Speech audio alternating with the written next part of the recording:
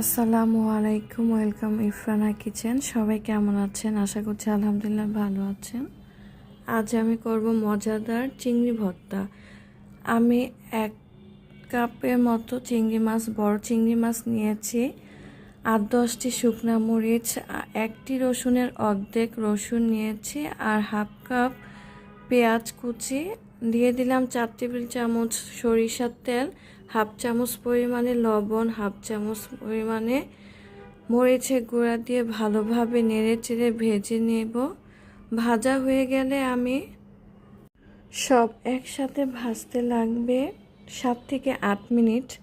আমার ভিডিওগুলো ভালো লাগলে অবশ্যই আমাকে লাইক, কমেন্ট, সাবস্ক্রাইব করে দিবেন, আমার পাশে থাকবেন। আমার চিংড়ি মাছগুলো ভাজতে একটু টাইম লাগে। চিংড়ি মাছগুলো একটু নাড়াচাড়া করে আমার হয়ে গেছে। এখন নামিয়ে বেটে নিব। আর একটু 1/2 চামচ পরিমাণে লবণ দিয়ে